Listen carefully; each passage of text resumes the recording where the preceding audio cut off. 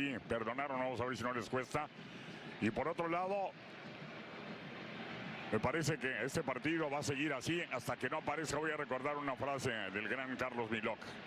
El táctico es el gol. Cuando venga el gol va a cambiar, porque hasta ahora lo dijo muy bien Rafa, con muchas precauciones ambos equipos. Buena frase para traer a la mesa en un clásico que involucra Rayados y Tigres, perro. Así es, así es. 20 jugados. Hello everybody. 0-0. Trabado el encuentro. A ver si Aquino dice algo diferente. Toca por fuera para que venga la oportunidad por este sector de la cancha. Otra vez con Aquino. Pareció una infracción. Sí, señor. La va a marcar Marco Antonio Ortiz Nava. Se queja todo el volcán. Será una oportunidad fantástica para el conjunto de los Tigres. Cayó Aquino. Y con la bola muerta, Universidad Autónoma de Nuevo León lo intentará, Rafa. Sí, otra vez por derecha Tigres, que entre Aquino, Lainez, que ocupan esa banda, y Gorriarán, que por momentos parte del centro pero cae en esa misma, ahí empiezan a generar superioridad numérica. Aparte también Arteaga se proyecta constantemente al ataque y Tigres identifica perfecto que ahí puede ser o debe ser mucho más insistente para generar peligro. Hasta ahora es por ahí por donde, tampoco de gran peligro porque no le exigió mucho a Andrade, pero ahí generó. Con el servicio, ya no contaba el número 2, Mauricio Nieto, levantando el banderín, pero qué servicio, cuánto veneno paseándose por todo el área. Rayuda, Rafa. Mira. Hello everybody, welcome back to Cantina MX Football Podcast, episode 429. I'm Melanderos, your host tonight. We have Liguilla, folks. The play-in is done with. We have our final 8. Some mouth-watering matchups, all some great stories. Currently, as we speak, we have Tigres Monterrey 0-0. But there's also some other rumors going around revolving the national team. Guillermo Ochoa may not be going to Copa America. That is some big news. And apparently he's not the only sacred cow that will be missing out on the summer. Before we go any further, just want a big shout out to Manscaped for sponsoring us. Use the promo code Cantina at checkout to receive 20% off and free shipping off of all of their merch. Perro, de acuerdo. They got boxers, no tiene esa habilidad they got de extremo y eso lo lawnmowers, puede sacar they del got partido. deodorant, they got soap, they got all kinds of stuff. We're on Twitter Spaces and YouTube Live, so please head over there and raise your hand to speak. We want to hear from you guys. Por supuesto que está el VAR y por supuesto que se puede ir al mismo, Rafa. Some results from primero yesterday. coincido al 100% con lo que dijo Enrique. Es mucho, gravita más, genera más por dentro Canales. Ahora progresó bien Monterrey. Este recentro de Berterame, para mí sí hay contacto en la mano, pero no debería, a mi entender, señalarse, porque si bien la intención y demás, el tema de las manos es más confuso, pero esto para mí por ningún motivo tendría que marcarse. He went on camera. Pero la van a revisar. Sí, y va a ser un tema eterno, Rafa Perro. Hoy estuvo en el Leverkusen Roma, se marcó un penal. End in a 0-0 donde draw. Hay un contacto similar con la mano. Guzmán scores a banger, en Europa. left-footed volley lo que ocurre, Dani to give Velasco. Chivas Háblame, a 1-0 victory. And a partial se puso de pie todo el banquillo de los Rayados del Monterrey, reclamándole a Marco Antonio Ortiz Nava, mientras que el silbante dice, jueguen, no va a sancionar la mano. Jueguen, señores. Ahí está. I thought it was interesting. It's like you said, it was pretty boring in the first half, but then it picked up in the second half. Totally surprised to porque muchos so that Portugal, I wasn't expecting it at all. Sin To duda, be honest, I wasn't even expecting him to play the game. But hey, he scored. We're up 1-0. Hopefully we can take this momentum to the next. Yeah, you know, I think it was a questionable lineup from Gago. You know, you had le quita la pelota a Romo. Romo queda you also solo de had cara a gol. Brizuela. Sí, ese famoso argumento del reglamento que ocupas un espacio al extender tu cuerpo, algo así está redactado, no me lo sé de memoria, pero yo con base en cómo se dio la acción comparto la decisión arbitral. Habrá quien considere que si era penal. Ahora es un hecho lo que dices, de no pegar en la mano de Samir, le quedaba ahí puesta la pelota a Romo para simplemente empujarla. Bueno, se van a hidratar ahora. Sí, calorcito. Totally agree with you. You saw that. Well, Chicharo would have been a great super sub. But cuando dices que Ricardo Marín went in, you saw that pressure, you saw that garra. He wouldn't stop, he would pressure. A las 11 de la mañana de este día estábamos a 43 grados centígrados. Una locura, un calor infernal en la Sultana del Norte. Han vivido esta semana los calores más intensos en lo que va del año. ¿Sabes qué? Tienes toda la razón. Estamos a 96 Fahrenheit, Perro Bermúdez en Monterrey. No, terrible. Es un aviso, ¿sabes qué? Es un aviso de la forma en que los hombres, el ser humano, estamos atentando contra la naturaleza. Estos cambios climáticos es la forma en que no hemos respetado la naturaleza al tirar cosas al mar. En fin, una serie de provocar incendios, muchas cosas.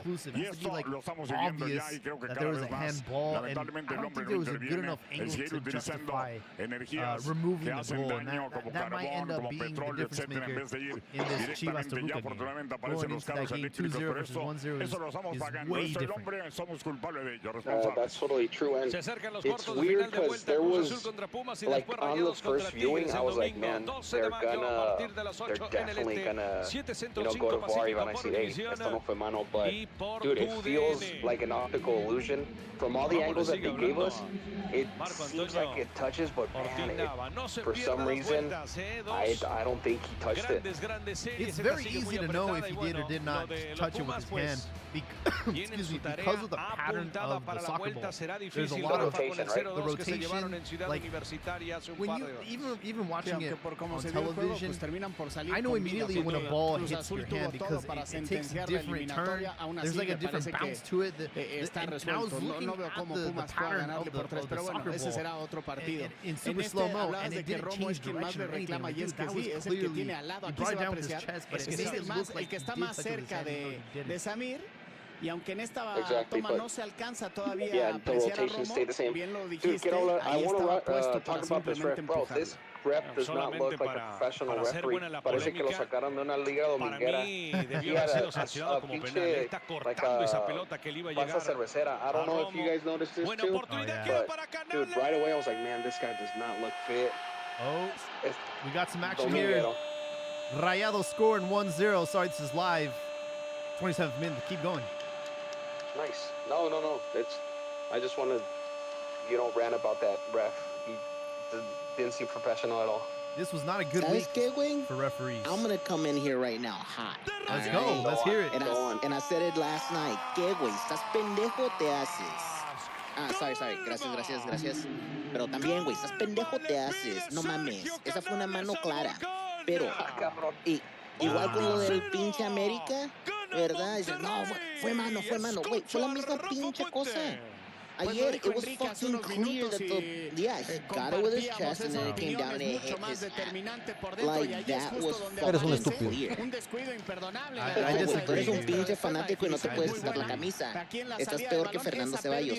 Listen, no mames. All you have to do encuentra is perfecto look con at una the muy pattern buena of the pelota. football. La presencia Did it change de direction? de obviously, Brandon no, it didn't. It genera was the same que Samir motion se vaya from the hacia chest. esa The zona trajectory y of deja the entrar ball la pelota a moves Canales y the después moment it define de touches maravilla hand. con la Sure, cara interna, like un the pase a la way red, clear mandan los made the cánones. ball just stay Muy the bueno el same. gol de He didn't Monterrey. touch it. He didn't touch it, dude. When you touch it with your hand or any other part of your body, you can tell, dude, the trajectory, man. And I didn't see anything conclusive enough to be like, there's enough evidence to disallow this goal. Puro pinche chillarmano pop, bro. Like, it was disallowed under the right guys. I'm just saying, if it was America, they would have given them an extra point and been like, you know what, that's worth 2 goals because you used your hand. If it was America, same fucking hand, same thing. Aquí estuve ayudando otra vez. Y like, no, que les dan todo, pero now because it's your team, no te puedes quitar la camisa and be objective. I'm a Pavel Perez hater, bro. He didn't touch it, bro. He did not touch it with his hands. I'm gonna give you one better. I'm an everyone hater, bro. I was touched it with his hands. I was talking so much shit about Pavel Perez because he was just pissing me off yesterday.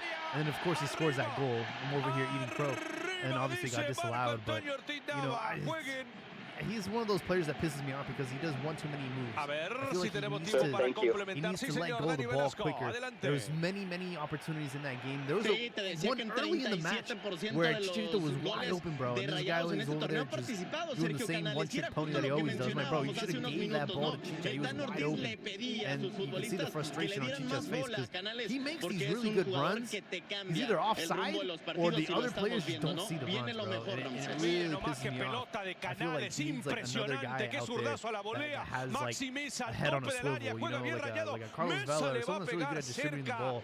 Nada más, dos cosas, Rafa Puente, no era penal la de Gorriarán y a qué clase de pelota la de Canales. Siempre entra muy revolucionado, like he's always trying to do that extra play, or he's trying to put the team atrás de su espalda. He's like, I can do this, guys, let me, even, I don't know, he seems very chipper, but dude, I don't like it. I do want to take this moment to go and acknowledge Alexis Vega. You know, I saw a video interview the other day, and I'm not gonna lie, bro, it definitely made me feel bad because he clearly feels uncomfortable, like going back to Chivas and like having everybody like boo at him and like hate him for like, you know, what he did. And like you could tell like it does bother him. He was damn near like crying when they asked him about, you know, how does it feel coming back and all that stuff. And he's like, honestly, like I left this club, like love Chivas, like I have no animosity towards them. And obviously the fans felt different. Every time he touched the ball, dude, it was like, boo! Like just hatred coming from the stands. There's even a borracho chant at times, and I'm just like, damn, bro, like, after seeing his reaction, dude, like, I kind of feel bad. Well deserved, bro. After all this stupid shit he did. Hey, just couldn't cut it. Y es ahora cuando el árbitro dice que el esférico va a favorecer nuevamente a los Tigres de la U. Which was what? Go out, party, cheat on his wife. Like, do all that shit? That's just a regular, daily Mexican thing. Come on, man. We've said it before. Chivas doesn't have a discipline problem. It has a Mexican problem. Parece un golpe, no problema en el That's what Chivas has. That's what all Alexis did. Now, on the other hand, would you have wanted to see the Uriel Antuna treatment where it's like, yeah, fuck you guys, suck my dicks from the back, I'm better over here? I just think, like, someone with a guilty conscience will have that kind of reaction, right? Well, the reaction that Alexis Vega had. Like, you know what, maybe I didn't, like, give him out, maybe there were times where I was, like, acting a fool. Whereas Antuna, like, he didn't have any self-doubt or self-confidence, and that's the attitude and the reaction that he had. So I think definitely some guilty conscience on Vega's mind, for sure. I have a comment from Tomas on YouTube already throwing some shit at us. He says, is this a pod Chivas circle jerk, or do you guys ever talk about other teams? Good vibes. Good vibes. He said good vibes, bro. So Thomas, welcome to the show on YouTube. We do talk about other teams in Liga MX, but we don't talk about other sports, at least not as of yet. But, you know, thanks for joining us on YouTube. Ron, how you doing, man? Yep. Welcome to the show. Yeah, what's up, guys? Just watching the match right now. Yes, sir. On a Facebook stream or what? Veremos la situación como desarrolla para el mundialista con la selección de Argentina en 2018. Maxi Mesa, just the hatred that I have for all the streaming services and stuff like that, you know. But no, just watching the games and stuff like that, enjoying, you know. It's a pretty good game so far. Ahí vemos ya Maxi listo para intentar. Speaking on what you were talking about, Alexis Vega and stuff like that, I think it has to do. Lo que a lo mejor de arranque puede ser una contractura, pero que se puede convertir en un desgaste. We don't have too many of these type of players that have tough personality, that character. That mindset, like, you know, for example, like Cuauhtémoc when he went to Veracruz and stuff like that, or even when he went to Necaxa, you know, he basically, you know, oh, you got rid of him? Fuck you. You know what I mean? And then next thing you know, we're crying, please come back, please come back, you know? So it's very hard. It's not just a Chivas thing. It's just in general. I mean, it's very hard to have. You know, there's not too many of those type of players that come around that have that sort of mentality. That you know can basically, you know, for whatever reasons just leave a club, and then next thing you know, the club, you know, the players or the fan base just totally regrets it, you know. And when that player comes back and faces that team, just kills it, you know. Yeah. La lógica sería so Gallardo, it is what it is, and you know, like I said, and it is like I said, unfortunately that's just, you know, seeing Alexis Vega kind of reminds me of that Marco Fabian interview where he's like, you know, where he reads that letter, please don't cheer, you know, don't cheer against us, it hurts our feelings. You remember that one? Do you remember that with Marco Fabian? Si se va Max, queremos que que se ahí, pues, que sea un tironcito, que sea un desgarro, realmente, vamos a ver, aunque yo lo veo caminando bien, a mí me gustaría. And that was around the time, and that was actually around the time, I remember when, you know, when he gave that conference and stuff like that, you know, a lot of the pundits were basically just comparing him, like, you know, how can you be pretty much as much of a pussy? And then you have guys, and then you have guys like, you know, Miguel Layún, where you had basically the entire you know, America fan base on top of the rest of the league just shitting on him, you know, the todo culpa de Layún and stuff like that, and he just, you know, he just used that and basically just, you know, used it, you know, and he turned it on people, you know. So again, I mean, there's not too many of those type of players that have that sort of, you know, that character, you know, that personality that can do that, you know. But going back to the Liguilla and stuff like that, I don't know, did you guys already talk about the AME game? That was going to be our next topic. Now, let me set the situation up. We did have a play-in before these final 8 teams were solidified. So Pachuca played and lost against Pumas and were forced to play an extra game against Necaxa, forcing them into the 8th spot against, of course, it had to be America, who had they just eliminated just a podcast ago in the Conca Champions. So, Ron, how did you feel about yesterday's game, having to play against Pachuca again? So, hold on, guys, just before I go on to that, serious question, and not to be mamon here, but how does the play-in work again? Because since I've never had to play the play-in, how does that work again? So, okay, no, oh, I'm kidding. Okay. No, so I made a couple comments earlier in today in our chat, and I mean, you know, America was lucky to walk out of Hidalgo with a draw, right? Yep. But they weathered the storm, and then they were able to take control tactically in the second half, right? And the thing that really bothered me, and I said that this just seems to be a problem, and just in general, and at least in the Mexican league, right? Mm-hmm. I don't want to generalize in other leagues and stuff like that, but it seems that there's a lack of conviction. Whatever tactic, you know, the manager wants to employ and stuff like that, it just seems that there's a lack of conviction.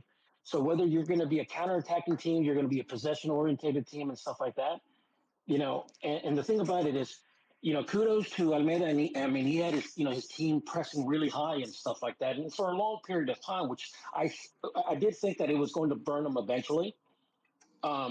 But you know, one of the things that really pissed me off was that Jardina knew that Pachuca was going to press high because they did it in the other 2 games, right? Yeah. So they're conceding the back.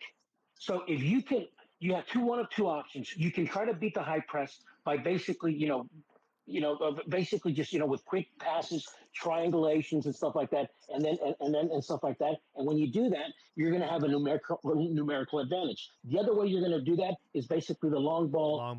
Trying to win goals. I personally, I don't prefer the long ball because it's a 50-50. You know, I like to play from, I want to play from the back and stuff like that. And there were a couple of occasions where America was successful and was able to do it and press onto the, Pachuca side of the field. Well, I forget what minute it is. I'd have to look back at the game. But for example, there was this one play in particular where America was able to beat the high press, controlling the ball, and they were on the Pachuca side. And I forget who the player was, but he paused for a while And in that screenshot, the frame shot, you could actually see about 3 or 4 of Pachuca's players hustling back, catching up, and basically forming the goddamn defensive line. So it's like, what the fuck is the point? I mean, what the hell? They're like, I didn't think I'd get this far. Now I don't know what to do. Yeah. And it's like, and I made the comment, it's like, I mean, they think, what, is possession more important than a shot on goal? I mean, because I think that's the mentality that they have. Yeah. And that, to me, was very, very frustrating. And I said that because, I mean, not just America, but just other teams in Liga MX and even the national team, is that sometimes I just don't see that conviction, that need to basically go and get that damn shot on goal. But like I said, Pachuca did really, really well in the first half. Obviously, America was lucky not to have, not lucky not to be, 2-3, down and stuff like that, Yeah, I think the negative effects of this, the tiki-taka, the Spanish style of football, it's like now every team wants to do that. Everybody wants to hold possession and do that and build out from the back. And it's just like, dude, not every team should be doing that. Like, you're not gonna walk the ball in. Very few teams are gonna be able to do that.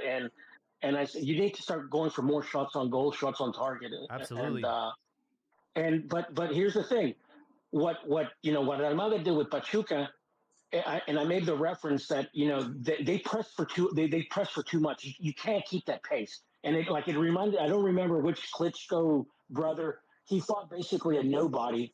And he was basically he punched himself and he gassed himself out of the match, and he lost pretty bad. And that to me is like, when I saw Pachuca, they were just gassed towards the end. Yeah.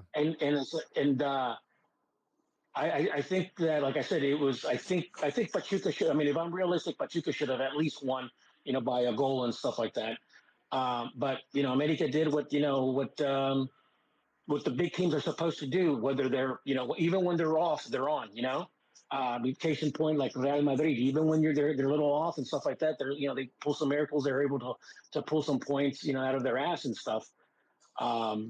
Or in this particular case, Real Madrid won, but that's the point I'm trying to make is America did what they were supposed to do. Get out of Hidalgo with some points, Yeah, America got lucky yesterday. I think they did. Yeah. Especially after the first goal, King Solomon, Rondo came in there, scored the first goal. I'm like, here we go again. And dude, they had you guys on the ropes. They should have scored 2 more. There was one where the goalie spit it out and he just bombed it over the goal like it was a field goal. And then there was another one that hit the post. I'm like, holy shit, dude, el baile que le están dando a la América. And no, you guys walked out of there unscathed, 1-1. You can go into El Azteca and probably win on just the you could go in there with a tie and still come through because you guys ended the table in first place. So hold on. Let's not forget a very important fact. También Pachuca had goals disallowed. Like, there was an ass whooping that was handed to America last night, and Pachuca's got y'all numbered, bro. The other thing is, imagine, wait, si no se hubieran quejado y el gol de visitante todavía contara, you would have a leg up. Pero no, porque son putos y les gusta llorar, you lose that. No. America, every team has benefited from the away goal. Sí, güey, but who got fucked over and got it taken away? Pachuca. Y no me vengas con putadas, güey. It was every who got team. fucked over? No. Who got fucked over, and then magically the next season it's gone. It was that season where Pachuca ended up tying 5-5 with you guys, and they got through on away goal. Y lloraron, y putearon. And the next season they went back to the old traditional rule, like, oh, well, if you finish higher in the table. What's the point? But here's the thing. What's the point? What's the point? Que sales con el pinche cuchillo en la boca, güey. No. ¿Qué tan puto aburrido estuvo el juego de Chivas anoche? Does the league not fucking matter more? No, even America fans say it all the time. It's the preseason. No. It's our preseason. Placing higher in the league should be more priority than away goal. Nope. Going into your home and humiliating gives me a lot more than doing that. Placing higher in the league, it should be should be the tiebreaker, not an away goal. Because an away goal you can lose to certain. Yeah, oh, come on. I think you should only get home field advantage. You get home field advantage. Before you jump in. Hey, wait. ¿Qué es esa mamada que, like, every single time you come on here, you, like, fucking suck on that dick and you're like, we need to go back. We need to do this. ¿Qué es ese torneo, güey? Se me olvida. Libertadores. How do they decide the winner on aggregate? Away goal. So se me calla, That's CONMEBOL. That's fucking CONMEBOL, dude. I can't control CONMEBOL. No, güey, pero quieres regresar, le quieres mamar la verga, ¿verdad? Pero aquí en la casa, andas de punto. Compare fucking apples to apples, dude. I am comparing apples to apples. How do you measure greatness, right? Going away into someone's house and humiliating them. Are you telling me Copa America is a league? Going into someone's home and humiliating them is worth way more.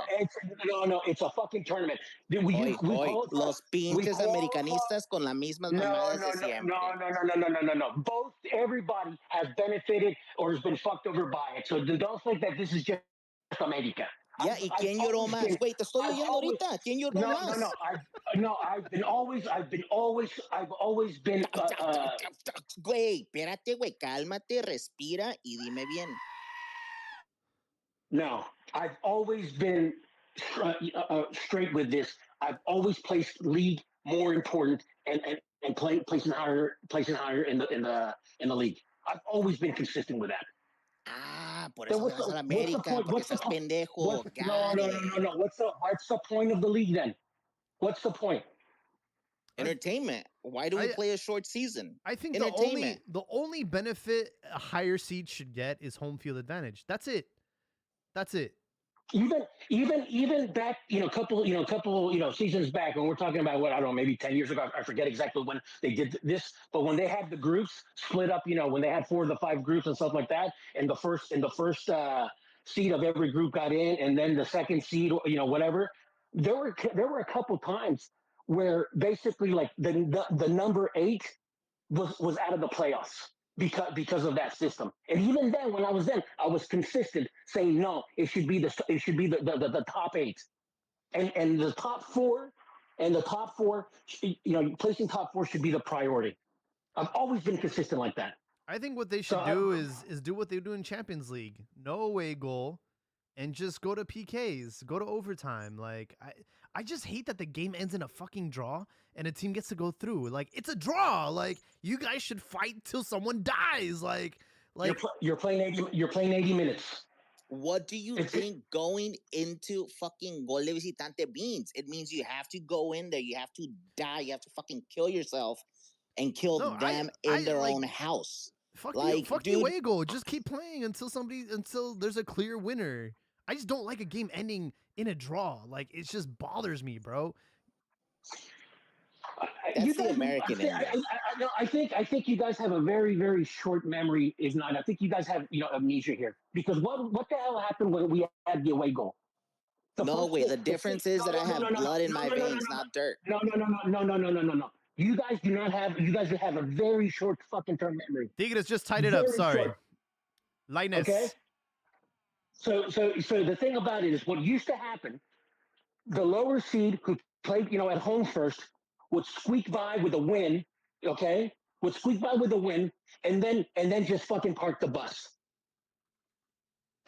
Many times you had that the team with a higher seed basically playing, 140 minutes, whatever, I'm talking, both games and stuff like that, trying to fucking break down, the team parking the bus. Did you guys not remember that? That was always one of the criticisms about that format. About what? I honestly think. Look, the thing. You guys have a very short-term memory because that was always one of the fucking criticisms about that format. That the home team, who was the lower seed, would squeak by with a win, whatever, on a set piece, on a penalty, or some fluke fucking goal. And then the higher seed would basically just try to play tiki taka or whatever, because the home team would just park the bus. And I think you guys are forgetting that. No, so then what I'm hearing is that gol de visitante is the thing that breaks that, right? Because when the home team just sits back and does nothing, but yet the visiting team has to attack, it creates a much more interesting game which then gives you the win. That was not the criticism. That is how it played out, though. That's how it played out all the time. That's not how it played out. The played out was that the home team, the visiting team, would squeak by with a win, and then they would park the bus. And by parking the bus, the team that placed higher, in the league, obviously they would have to, advance their lines and stuff like that, and leave their backs exposed, basically giving the lower seed an advantage to beat the team through the back. Look, I already offered a solution that fixes everything, and that is you just keep playing. You go to overtime, and if you're still tied, then you go to penalties. That solves everything. Look, all I'm hearing from Awe is that he doesn't like attacking football. That's all that I'm hearing. Hey, our boy Tuca Ferretti won a couple of championships parking the bus like that. He always placed like in 6th, 7th place. He took advantage of the rules. Yeah. I mean, there's been, like I said, there were times where people would win the championships on a fucking draw. I think, if I'm not mistaken, Necaxa did, if I recall. You can't. I mean, like not in the final. In the final, all the rules go away. Hold on, let me look. I'm almost positive. No, they go away on the finals. The finals, there's no advantage there except home field. That's it. But there's no way. No, Chivas lost to Necaxa on a draw. No, they didn't, bro. They lost. Yeah, I think it was 1-1 at Jalisco and 0-0. No, dude, they lost in Guadalajara. There's no championship that ended in a draw, bro. I think that could have been the last one of that. I will challenge all of you on that. On the final. No, I'm on you, bro. I'm with you. Like, I think Gol de Visitante always went away at the final. With the final game, it went away. Just like Tabla General goes away at the final game. Like, ahí es. Necaxa defeated Chivas 2-0 at Estadio Jalisco. Okay, all right, hold on. 1995-96, Necaxa Atlético Celaya 1-1 and then 0-0. Oh, that's the one I was thinking of. That's the one I was thinking of, Ron. Wait, I told you guys. Yeah, that was the Butragueño. What year? What year was that? 95-96. I told you guys. But that's before short season. That's before short season. Oh, okay. Fucking move the goalposts on me then, okay? No, wait, no, man. We're talking about short season. That's why I said it. The difference here is that we have blood in our veins while y'all old motherfuckers still got dirt in there. And you're talking about el año del queso. Like, no mames, wait. That was like, that final was boring. And it sucked. I don't remember. Celaya team with Butragueño. That was. I don't remember. He played really good. I don't remember Liga MX before like the short season, so I don't know how it used to be disputed. I thought it was a long season. It was long season followed by Liguilla. And the Liguillas have had very, very different formats. Okay. Yeah. So they've had some weird setups. They've done trial and error. Personally, I think the best way to do it is just the top 8. Call it a day, because they've done some really, really stupid formats. I agree. And stuff like that. Especially when it was all in groups. Remember, we had like 3 or 4 groups. That was a fucking shit show. Now, going back to someone thinks that I'm just saying this just because it favors America and stuff like that. Do you remember the golden goal? Yeah, I remember that. Do you remember who the last team that won with the golden goal was? Pachuca? No. In the final, do you remember who the last team that won with a golden goal? For you're talking about Liga MX? Yeah, Liga MX. It had to be Cruz Azul Pachuca, bro. I remember I turned on the TV and it was like over already when they went to OT. No, it was America. It was America Necaxa. With remember Hugo Castillo and stuff like that. That's the one that broke America's 12-year drought. Oh. When Bamba was there. Hey, I'd be down to bring that shit back. That shit was intense, dude. Gol Gana. Okay. Oh my god.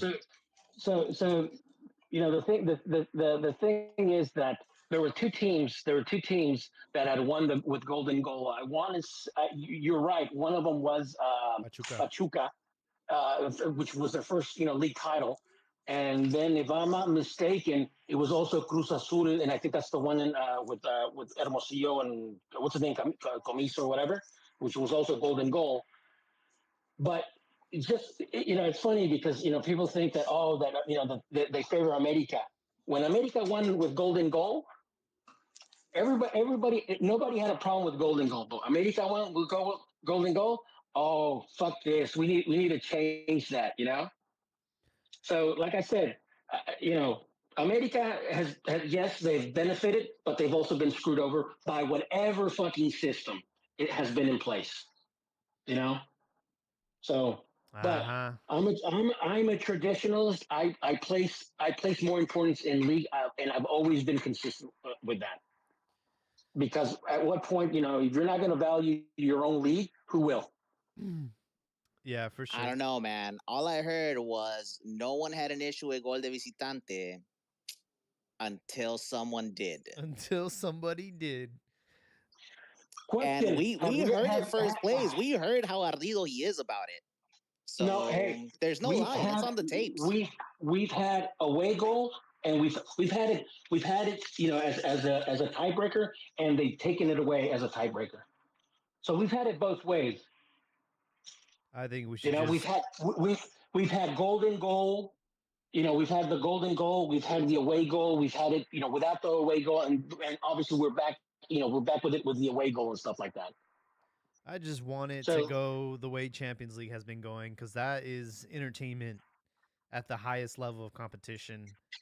And I really hate this whole we did better in the regular season, so the draw goes to us. No, dude, you got to win definitively.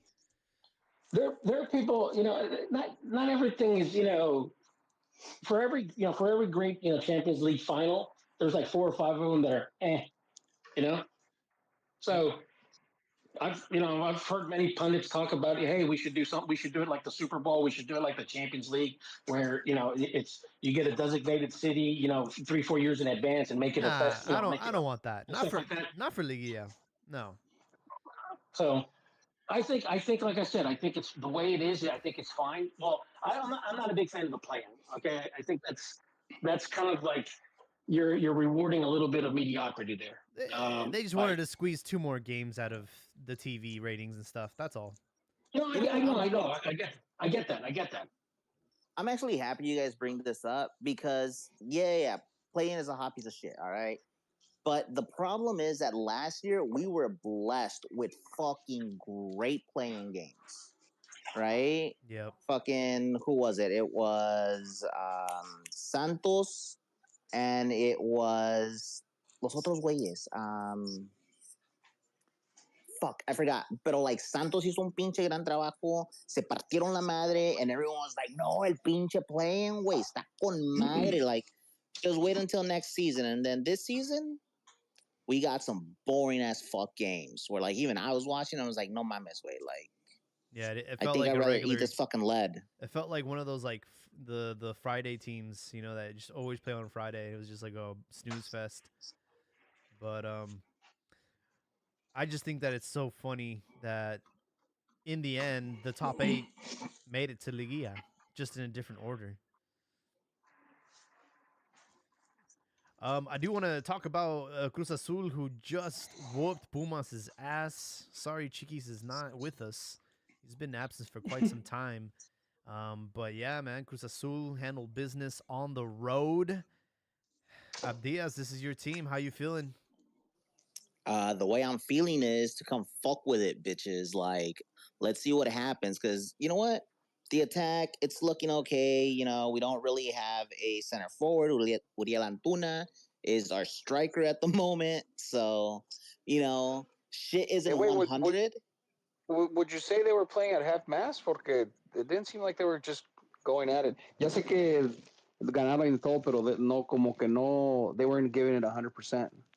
You know what I mean? Si el gol de visitante ya no me cuenta para nada, ¿para qué me parto la madre ahorita? Bueno, that's true. ¿Verdad? I was right. So if I'm going to have to play them again. But yeah, no, honestly, they looked half-gassed. But the best thing, dude, fue la pinche defensa. Esa defensa, güey, gives me hope. Kevin Mier, fucking amazing.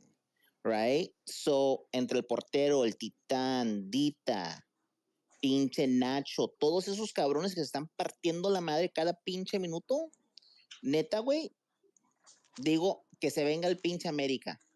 Pero pues Pachuca le va a partir la madre, ¿verdad? Entonces que se venga Pachuca, ¿verdad? Que venga a ver qué pedo. Porque, honestly, with this defense, no le tengo miedo a nadie, ¿verdad? La delantera, pues, a ver qué pasa. It's going to be a little bit slow. We have to see what's going on there. But they do turn it up when they need to. And I don't think that's what happened in this game because they knew, hey, we have another 90 after this. We have time. Y no me cuenta el gol de visitantes o pa' qué. Pero como quiera, and aquí it could have easily been more goals. I mean, I was looking at the last. Bro, at least 4. Yeah. At least 4, maybe 5. And those 5 would have been a stretch, but 4 for sure. Those are the ones that like you end up regretting. You know, I think the 2-0 scoreline is the most deceiving scoreline in football. It is, man. Well, now, the one thing that I'll say is, and it's a fucking beautiful thing, it's the fact that we get to face Pumas. We have a leg up. Let's go back. Let's win it at home and fucking put this like mental trauma to bed of us shitting the bed against Pumas. Oh, that's right. Like, you guys blew like a what 4-0 lead one time? It wouldn't be a Cruz Azuliaga. You know, I was kind of happy that Cruz Azul won the first leg, because I'm hoping that they crash and burn. Dude, it seems like it's been a while since Cruz Azul had a Cruz Azulada, so let's not jinx them. Right, Elio? I mean, I'm still here for them. Todavía no me corto las venas, so I hope this one won't be it. Pero, like, if it happens, it happens, right? But I don't think it will. Other than the final with Ame, which was probably the greatest Cruz Azuliada, the other one was it final, quarterfinal? Semi. It was semi. Were the one semis where they were up 4-0, and then Pumas. You know what? I'm gonna give you this one. La del 2013 contra el AME, it was a hell of a game. Era un pinche partidazo, güey, que mientras que me dolió, no hay pedo. El pinche juego estuvo con madre. Congratulations. El de Pumas, güey. El de Pumas, everything fucking went wrong. And it was because we were so cocky and we thought we were 100% in because we were 4 goals up. So we kept Chuy Corona on the bench y le dimos el mando a ese pinche güerito que ahorita no me acuerdo su puto nombre, pero we were like, sí, güey, ve parte bajo los 4 palos, vamos 4 arriba, y el puto se comió 4 pinches goles. That was COVID. That was the COVID year. It was Guardianes. God, bro. Was that the first COVID season? Yeah, it was Jurado. Wasn't the game question for a possible? No. Because we won the COVID season. Was it Dineno? Dineno's the one that scored, right? Dineno scored, yeah. Dineno scored, but mainly el güerito que nos partió la madre se llamaba Sebastián Jurado. Oh. Wasn't the game question though highly questioned about possible fraud? There's always fraud. There's always fraud in Cruz Azul. That's always like. No, there was like a big deal about that one though, with the coach and everything. It wasn't just that one. Yes. De los hombres de pantalones largos. Well, yeah, because of the way that it happened, it was the fact that we were 4 up, and then you chose to take your best players and bench them. Also, your goalie, you benched Chuy Corona because, lo vamos a guardar para la final. And then you lose 4-0. Fucking Siboldi had to quit. What season was that one? 2020. Was it 2020? Guardianes 2020. No, güey, porque ganamos Guardianes. No, dude. I'm looking at it right now. It was 4-0, dude. I'm looking at the clips. Guardianes 2020. No, entonces, ¿cuál ganamos nosotros? ¿Grita por México? I don't know, dude. No, güey, porque los estadios estaban vacíos. Yeah, it was empty. Agregando títulos, güey. No, güey, que es que, mira, yo me acuerdo viendo los pinches estadios vacíos y diciendo, güey, a lo mejor nosotros somos los salados. You guys won in 2021. Like, maybe we're the problem. Like, you guys won in 2021, bro. Apertura, ¿verdad? Yeah, it was Guardianes 2021. But the 2020, you guys lost 4-0. Yeah. Okay, and then 21 we won it with... I remember, first half of the season, actually, most of the season was fully empty. And then at the end, they started letting about like 20-40% of the stadiums back in. But in reality, because it's Mexico, the stadiums were fucking full. Yeah. Yeah. Dude, en ese tiempo Super Piojo was there. Super Piojo Alvarado. Yep. He sacrificed his baby for that novena, bro, and I'll never forget that. Oh, my God. Gracias, Piojo. Por eso, güey, este año gana Cruz Azul. Mira, se nos murió el pinche chavito de cáncer, el niño. Se nos murió el vato de TUDN. Se nos murió la mamá de Nacho Rivero. Like, no mames, güey, ya dimos los tres. ¿Cuántos más? How many more do we have? I know, I think we need to do like 2 more. That way we can summon Exodia. So I'm just waiting for 2 more people to die. No way, Quetzalcoatl wants more, bro. Like, that's all we need. We need that, and we'll be good. I got faith in it, man. The defense is looking good, so a ver qué pedo. Weasley Pochley needs some more. It's 1-1 at halftime, Tigres Rayados. Guys, we have some breaking news around the national team. The Sacred Cows will not be called up for Copa America. It sounds like Chucky Lozano, Jesus Gallardo, and Guillermo Ochoa will not be part of Jimmy Lozano's plans this summer. That's rumor, though. That's a rumor, though, right? It hasn't been confirmed by FMF. The sponsors are going to say, hey, what the hell are you doing? Bring me my boys. It's going to get squashed. Usually you have a promoter and they'll have someone drop a note like this to Russell Jimmy's, get some of the fans excited and piss some of them off. And, starts the talking points in the news shows. Usually it's malicious when they say stuff like that. It's just to fuck with the national team because think about it, if you're promoters, you want your players in there. You're trying to get, because that's a big vitrina, Copa America. Did you guys see that David Medrano tweet that said, confirmado, Ochoa goes to Denver to be with the national team, and then like an hour later, Ochoa no va a ir a la selección? It was just hilarious. I saw that, but that's why until I see the actual list. List but have you heard the rumor as to why, though? Why all of this is happening? It's because he wasn't going to be a starter, so therefore se puso sus pinches moños y dijo que no.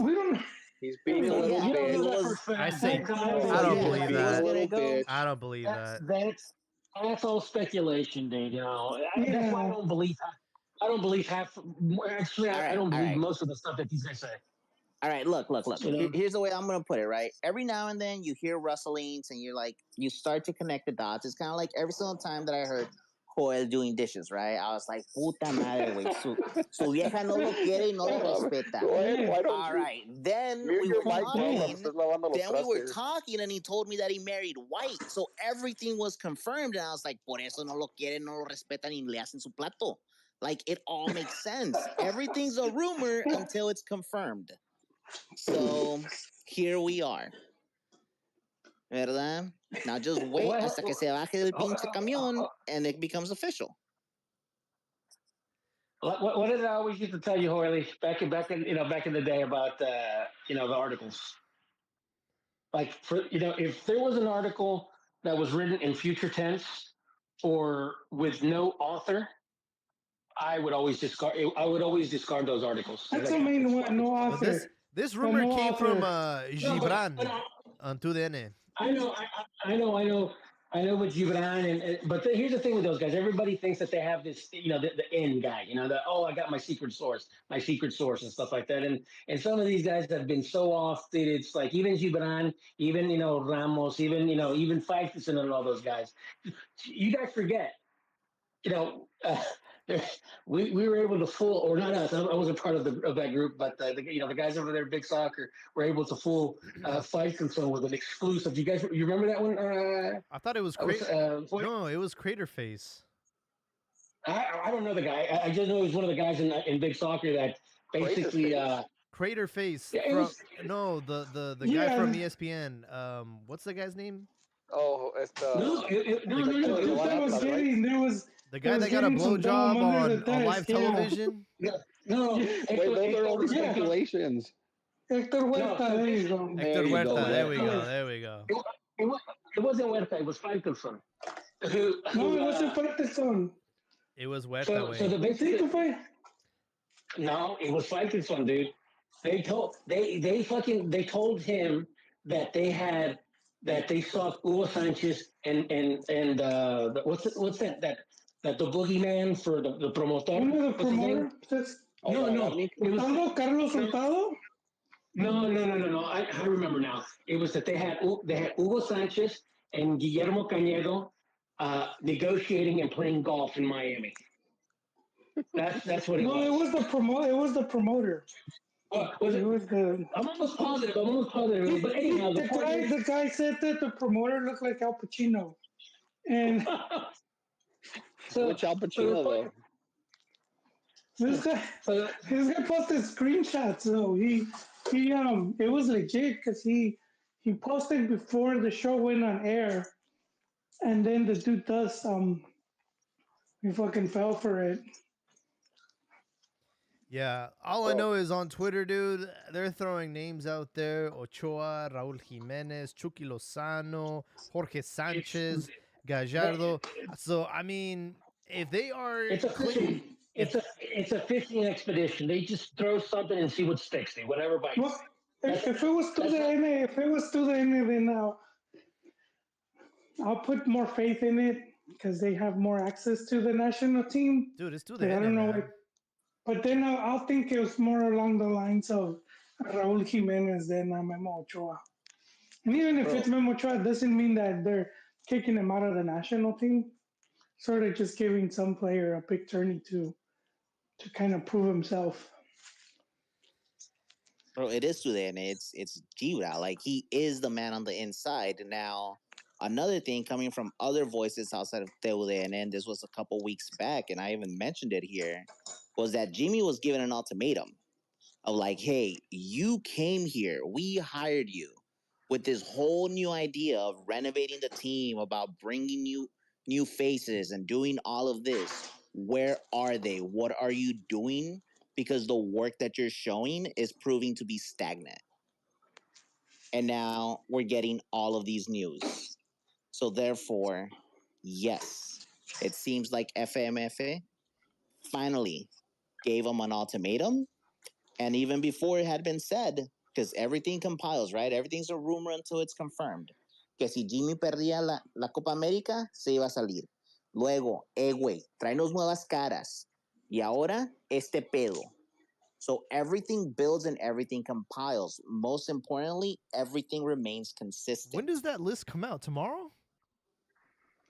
Yeah. Yeah, so we'll find out in a couple hours. But I honestly... This is to get you guys to buy more jerseys, man. The new merch is dropping. A lot of fans have been mad because the U.S. lost.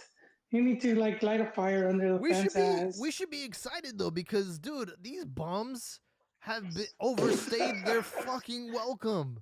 Ochoa has been relegated for the third time in his career. He's going to be homeless. He's going to be homeless after the Serie A ends. He's not going to even have a team, bro. We don't need him. Team's waiting for him. The team's lining up, man. They haven't been playing him for months. He hasn't even been playing. They're going to talk about going to San Diego. Dude, this guy, I'm glad that he's not going. We should be happy. We should be celebrating. Dude, on the merch front, I'm gonna have to get a new Panini collection book for Mexico. Jaime, what did Menotti used to say about players? I don't know, dude. That was your time. Que not me mine. vale verga. No. About what did he used to say about players? Oh. About the age of stuff. Rayados just scored 2-1, 47th minute. Sorry. So he used to say, you only have good players, the stuff, old players, but old players and stuff like that. I mean, hey, if Ochoa, if you can still get, if you can still, squeeze, and get juice from Ochoa, go for it, So then tell me, how do you feel about El Conejo Perez going to a World Cup? I didn't mind him going. To me, the thing was him starting. In 2010, when they brought in when they brought in, what do you call it? Aguirre back and stuff like that. I mean, he brought in his players, and unfortunately, some of his players didn't really, didn't pan out. And that's fine. What's his name, Carrillo, who was his assistant. He kept telling him, "Hey, Ochoa should be your number one. You need to bring, Gringo Castro on the."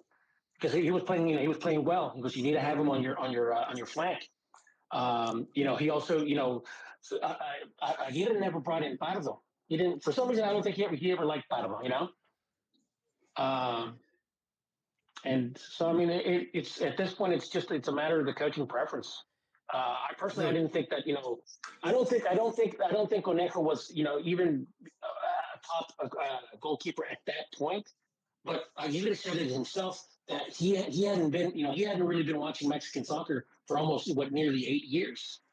So he was relying on, on the advice of Carrillo and other coaches in Mexico and stuff like that. But at the end of the day, he stuck to his guns. And he said, no, I want Conejo. Why? Because he felt more comfortable with Conejo because that was his keeper back in 20 fucking years ago. So, Yeah. But I honestly think the biggest problem with losing Ochoa, losing Chucky Lozano, is you lost your two most marketable players that all the casuals, all the people that spend exorbitant amounts of money to watch Mexico play these Molero games, they're gone. So they're not going to have any familiarity with anybody right now. So they need another poster boy. Who's going to be our poster boy in Copa America 2024? Is it going to be Santi Jimenez? It's already there. Yeah, Santi. There you go. It's already Santi, man. I want to hear from you guys. Who's going to be our poster boy? Who's going to be the next Ochoa, the next Chucky Lozano that the fans are going to be, calling their name and doing all these chants for? Because right now we don't have anybody. Maybe Carlos Acevedo with that beautiful hair. Hell yeah, that lion mane. Fuck yeah. Seeing him, bro, it's gonna fucking make you so horny like the 80s did. You're gonna see it and you're gonna be like, motherfucker. Pantene commercial. No, I think he's gonna be big. Jimenez was the next, or is the next poster boy. I do think, what's his face? Jamie buried him because he scores a winning goal, Gold Cup. And then he has a chance to Santi is put him a starter, and he's not Mexican. Doesn't matter.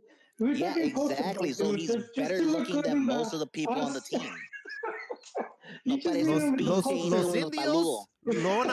Los indios iban a ser. Ese no es de la selección mexicana. Ese es argentino. Díaz, why are you being a racist, bro? Ya sabes que pinche Magallón is the best. Wait, why am I being racist? Porque soy güerito y privilegiado. ¿Qué pedo? Get that white chicken. We need somebody that's ojos azules. We need someone with brown skin to represent, to be the poster boy for Mexico. Wait, why do you think Romo's still there? Huichol.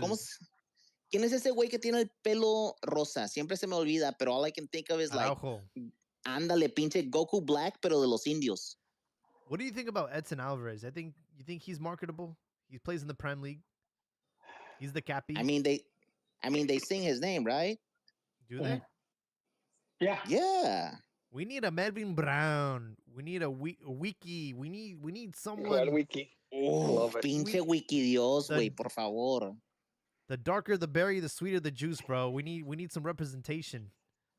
You know what? Since we're dick riding right now, and you kind of mentioned it earlier, hold on. Are y'all those type of dick riders that buy a jersey with a motherfucker's name and number on the back?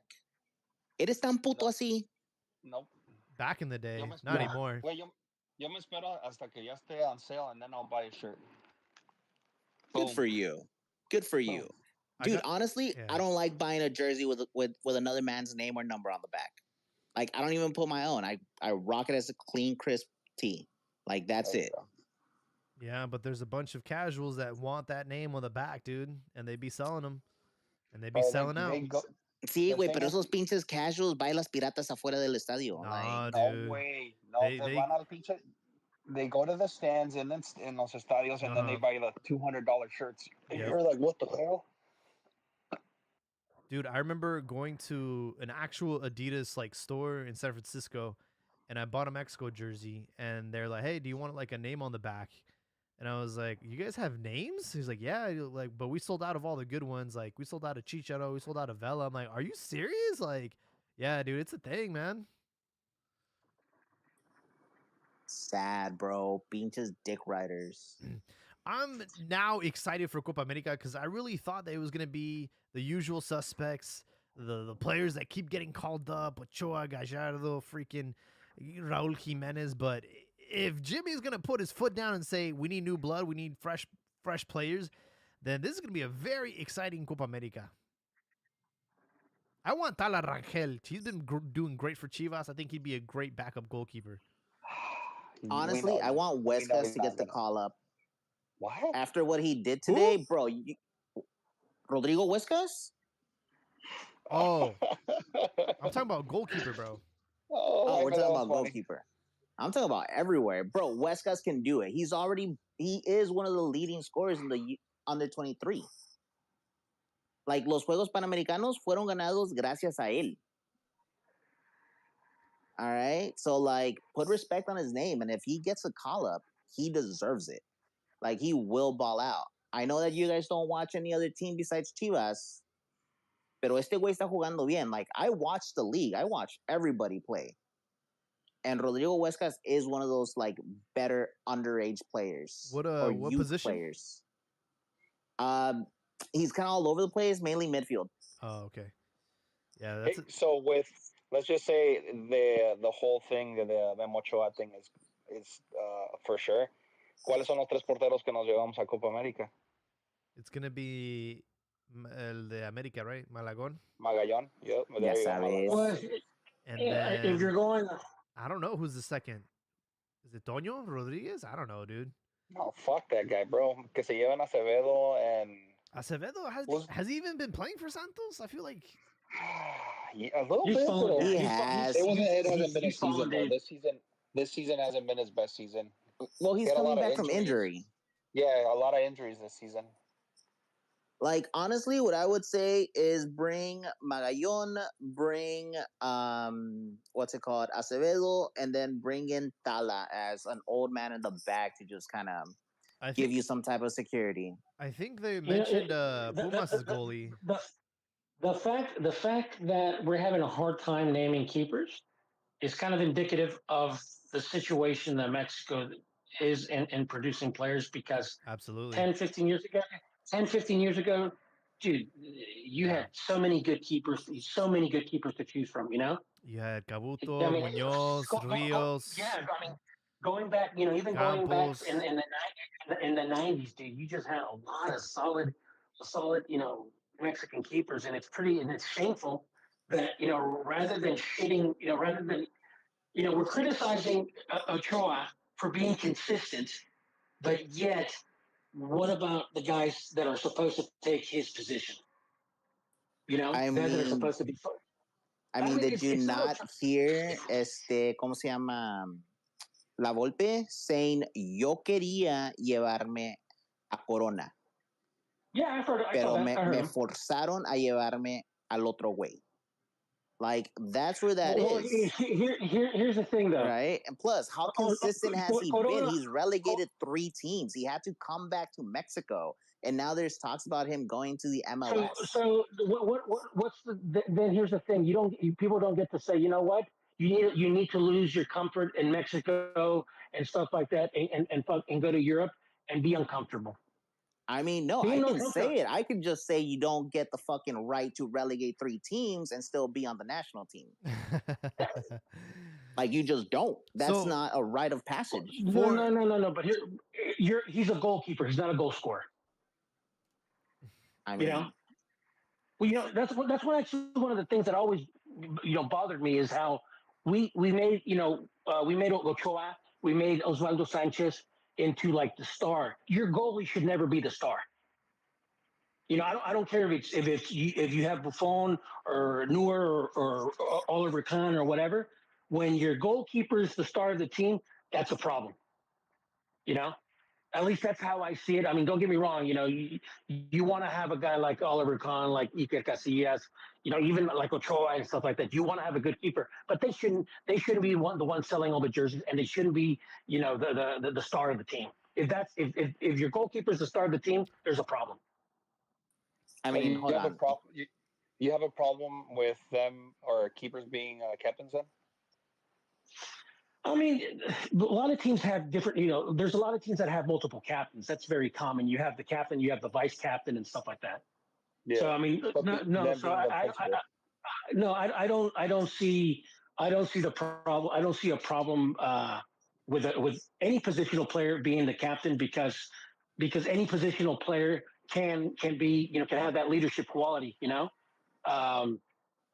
whether Oliver Kahn had that, that fierce mentality and stuff like that. And, he had that character. And that's why a lot of what's that? He was a fucking ogre.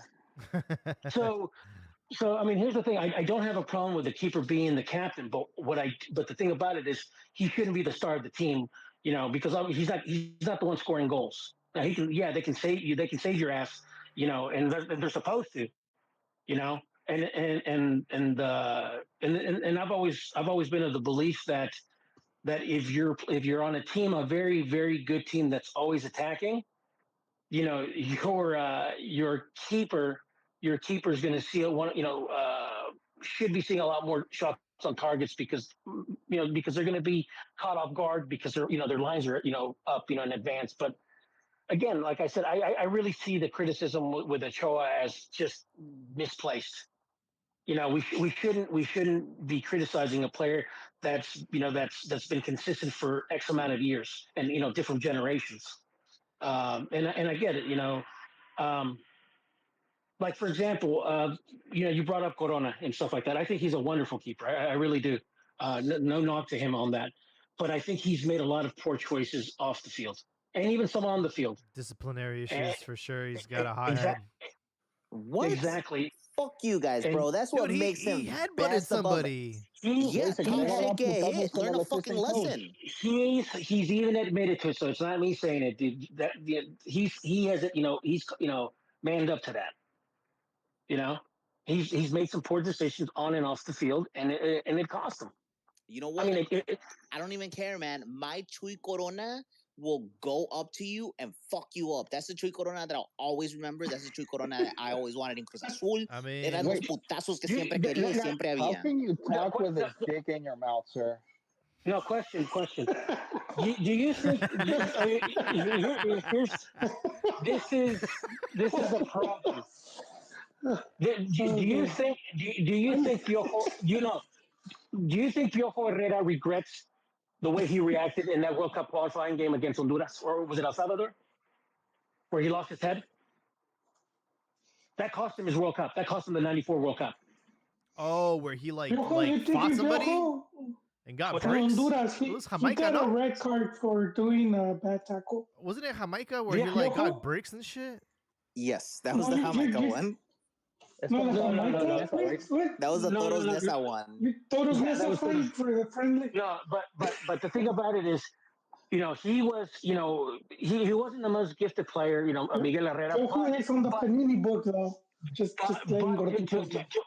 But to his credit, he had, he was a type of player that demanded respect, even though he wasn't a very gifted player. He demanded respect, and he had some good qualities about him. I'm not going to say that he was a great defender and stuff like that, but he was able to hold his own. He was a pest. But He missed the World Cup because of his attitude, and it's cost him. And it's even cost him the national team gig twice. You know, when he hit as a coach and a player.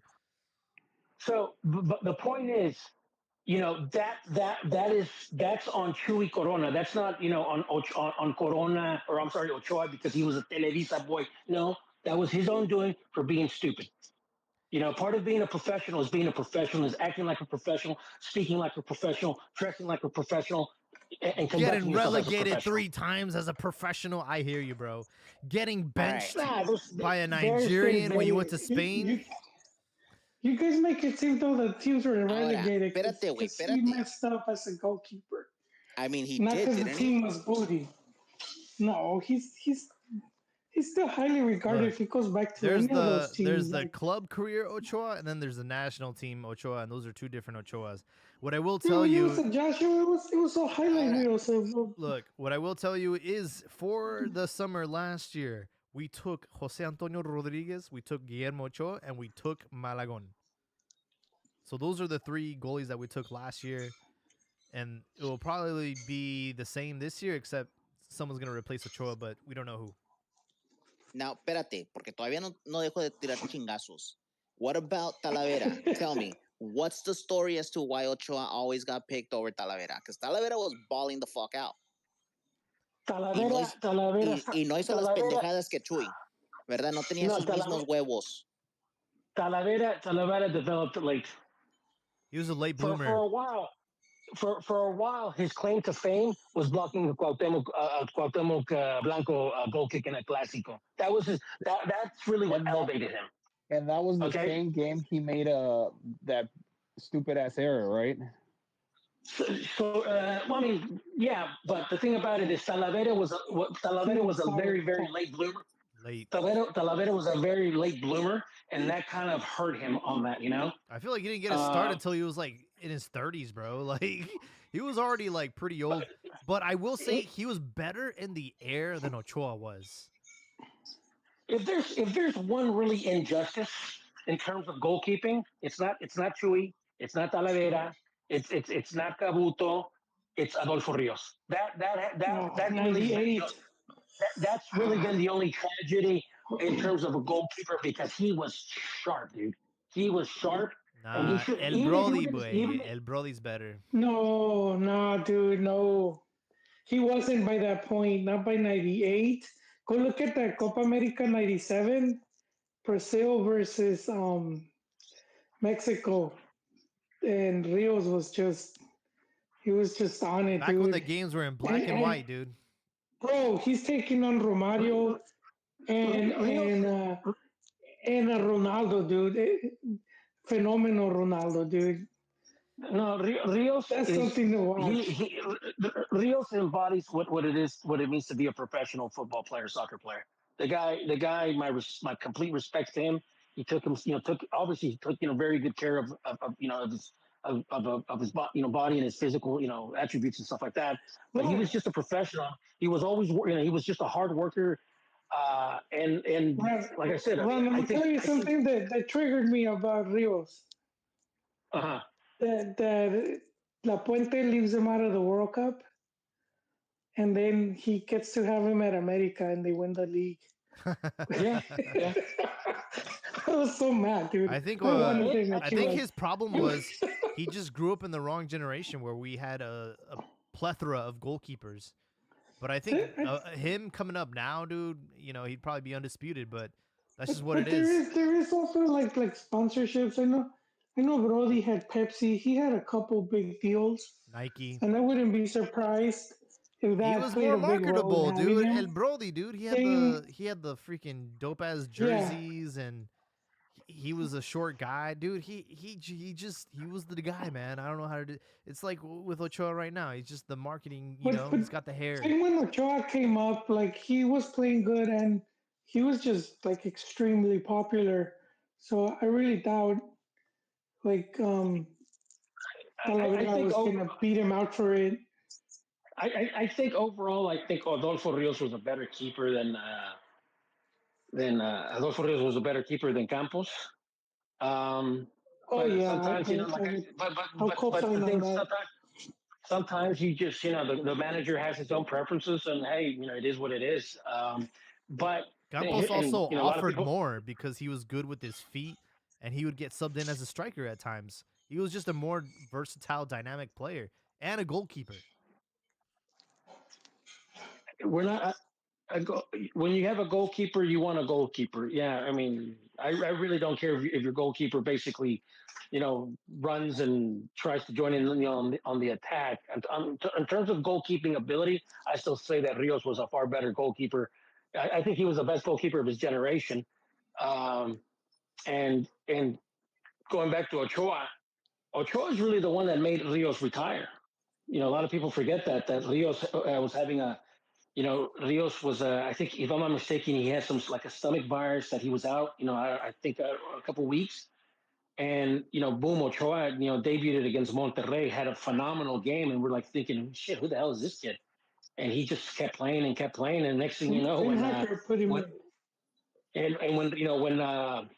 when Rios came back, he just wasn't the same. And people, the fans wanted Ochoa. They wanted this young keeper. I think at the time he was 17.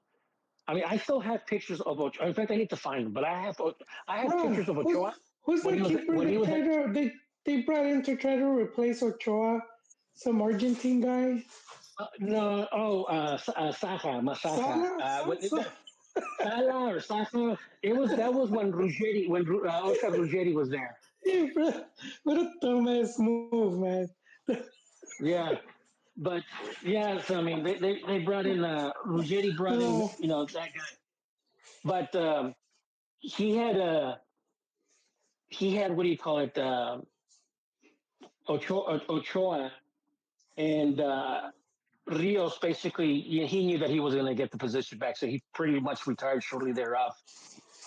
But again, going back, I just think the criticism towards Ochoa is misplaced.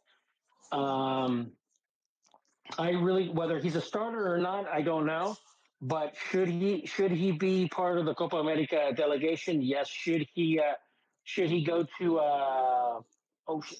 should he go to the World Cup? No. No. It's tough to say. I mean, I think it's time we just move forward, dude. I know it's a milestone, getting 6 World Cups. No one's done it before. So I can see him being like maybe just taken out of like, I don't know, respect as a backup goalie, but he should not be our starting goalkeeper. Dude, the World Cup's 2 years away, man.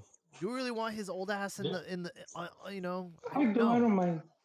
Jaime, I'm gonna sidebar you right now, bro. Yo, shut the fuck up, man. You're bringing in facts into fan fiction and fugazi thoughts. Like, I'm just saying, bro. You're speaking too much truth. I'm making too much sense for these dudes that are reminiscent about the 90s, but exactly, we gotta talk about now, bro. About how the Coke back in the day was a lot better than what we have now. Name me 3 goalkeepers right now that you want in Copa America. Nobody can name them. Thiago Volpi. Oh my Magallón.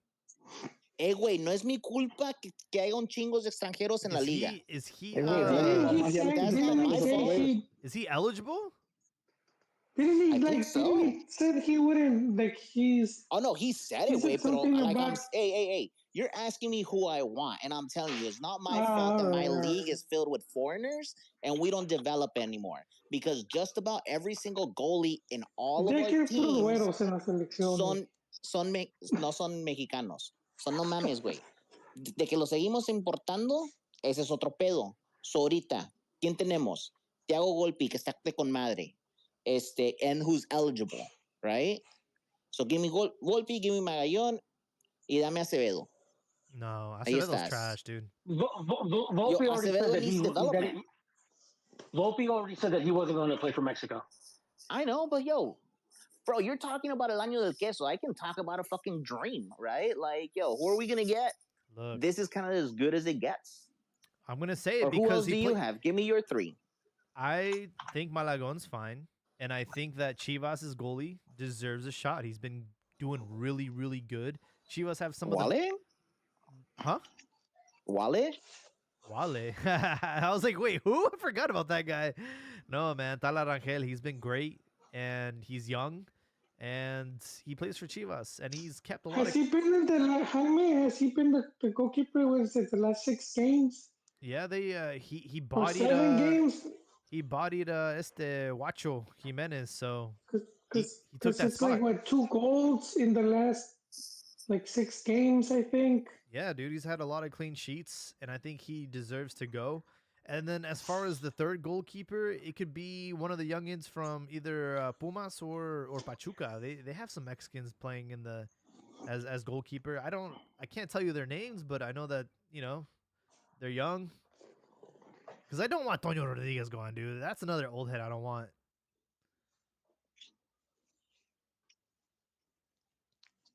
As far as who replaces Chucky,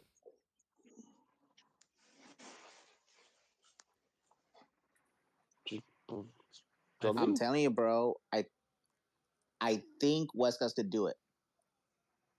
I really do. I don't know if he'll get called up, but Wait, no parece indio. Está medio güerito. Like, no hay pelo. Tiene el pelo liso. Like, ¿qué chingas quieren? I think you'll have the usual suspects, right? You have Antuna, Piojo, Lainez, maybe a Osiel Herrera, maybe a Cordova. I was about to ask, hey, question, what's going on with Cordova? Why isn't he on the pitch? And because he would be a next person to like become a consistent player in the national team. Yeah, I'm watching the game, and they did cut to him. He's in the stands, so I'm not sure if he's injured or suspended, but he's not even playing today. And he's been playing great, so I'm not sure. I wonder if he's been erased from the national team, but I think he's a great player that should be called up, especially considering the other players that have been called up. They're just not as good. Question: just because of the way things lined up, do you think that he got erased because he was like, "Nah, I'd rather go win championships than to go to fucking Chivas"? Because ever since that move, like he didn't go back. No, definitely not. They've called up other players from Tigres, so I'm sure his time will come. But I really don't know what's going on with him at the moment. They could definitely use him because they're losing 2-1 to Rayados, and it looks like it's about to be 3-1 in just a few seconds. Oof. All right, guys. So we have 8 teams. Who are we taking? Who's left? Who's gonna get to the semifinals? Starting with America Pachuca. Who's gonna go through? I think Ame will pull through. I think, like I said, the high press, it's like that's like the equivalent of like the blitz. If we're talking, pointy football, American football, you can only do it for so long until you start getting exposed, and they start, I think America will pull through. I think they have the advantage. Well, I mean, they obviously do have the advantage. I think Cruz Azul has the advantage as well, regardless of the score line. I just think they're the better team. In terms of, I think Monterrey, I think they'll take it. And the other one, what's the other one? Shit. You have Cruz Azul, Pumas, Chivas, Toluca. Chivas and Toluca. That's a tough one. I'd have to give it to Toluca. I'd have to give it to Toluca on this one. No mames, güey. Toluca at home is a fucking fortress. And they're different out there. So I don't think Chivas is going to be able to step in there and play their game the way they want. Historically speaking, they haven't been able to play their game the way they wanted. They couldn't even play their game yesterday. Exactly. Entonces, ¿cuánta pinche fe les tienes? But they have been great on the road, and it's not foreign. Yeah, but not against Toluca. It's not foreign territory, bro. We literally won our championship there, so it's not. It doesn't apply anymore. I know that was a long time ago, but it's not like a unfamiliar territory. Like, oh my god, it's. Mira, güey, fue antes de que rehicieran It was before they redid the stadium, and it was before it was dubbed, as it should be, El Infierno. Yeah. Because that's what that place is. I would argue that it was more intimidating back then than it is now. Back then, I don't know about now, but back then, although it didn't look like it, Toluca Stadium had the widest and longest pitch. And add the altitude, add the 12 noon, and add the grass, the way they would cut it. It was truly a home field advantage for them. Oh yeah, and the fans, the atmosphere. Oh, forget about it, dude. That place was hell. Yeah. Yeah. But the stadium is and then gorgeous. You got to play against Cardoso. Oh, bro. I'm surprised they didn't win more championships when they were in their prime. FC Gorditos predictions. Oh shit! Fucking Guignac in the ref. Yeah, they're fighting. Yeah. ¿Quieres otro? ¿Quieres otro? A huevo con le pegas al niño. It was like Chacon. It was like Chacon. It was like.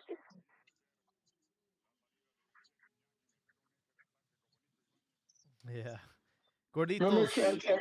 Remember Chacon, the referee? Me vale madres. I think that was in a Clásico, if I'm not mistaken. Yeah. Shit. You know what? Here, I'll go in with it. All right. We all know Papa's gonna come home and spank that ass. So you know what? I don't need to hear the fart sniffing dreams of an old timer. All right. So Pachuca's gonna come in. So get ready and start lubing up. Cruz Azul con la defensa. Y con Pumas, güey, neta, like Pumas, I don't know, they had a pretty good start to the season, and then they kind of stumbled really bad. They kind of wanted to find form again, pero nomás no les está dando. So they don't really got me shaking in my boots, but, you know, historically speaking, Cruz Azul tends to fumble the bag. Then you have fucking Toluca versus Chivas. I don't think Chivas can close it out in El Infierno. I just really don't. The way the game was going yesterday, like Habibi said, I had a hammer and a gun, and I didn't know which one was going to be a better option because it was all just fucking misery, right? Y al último, pues, ¿a quién tenemos? A ver, ¿quién me falta? Tigres Rayados. Oh. Currently 80th minute, 2-1 Rayados. On the road. Wait, neta, just because of the way that Rayados is playing, I think Rayados might be able to take it. Pero, wait, never underestimate the cousin fuckers. Like, they're out there, they're doing it. Like, neta, wait, I'm going to be honest with you. It's the best derby in Mexico. It is. I disagree. Wait, that's just, well, like I said, it's because you can't take off the jersey, right? Like, El Clásico Nacional isn't even that exciting anymore because you know that you're going to get your shit pushed in every single time. Disrespect us, dude. We faced each other, 3 times this season? And you won once. Yeah, but they were great games. What the fuck are you talking about? You got your shit pushed in. They were great, entertaining games. They were Do you not remember the picture that I put in the group chat? Bro. You got your shit pushed in. You felt his knuckles inside your belly button. Don't exaggerate, bro. It's what happened, and it was in your own house, too. No. You forget that there was 2 legs, dude. Yeah, we did lose 3-0, but then in the second leg, it was a much more competitive match. And then what about the regular season game that you had at home? And you got your shit pushed in again. What are you talking about? Perdieron el Clásico Nacional, No, we tied 0-0. It was 3-0 we lost in the Champions Cup in Guadalajara. Then we went back to El Azteca and we scored 3 goals, but then America ended up scoring 2, so we lost on aggregate 5-3. And then we went and played the Clásico, and it was a 0-0 match that we should have won. That's right, because it was already played out, and I was like, yo, by the third time, come on, bro. We've all seen this. Just phone it in. Bro, there was 8 goals in that series. I mean, that's entertainment. Okay, but did it really give you a sporting contest?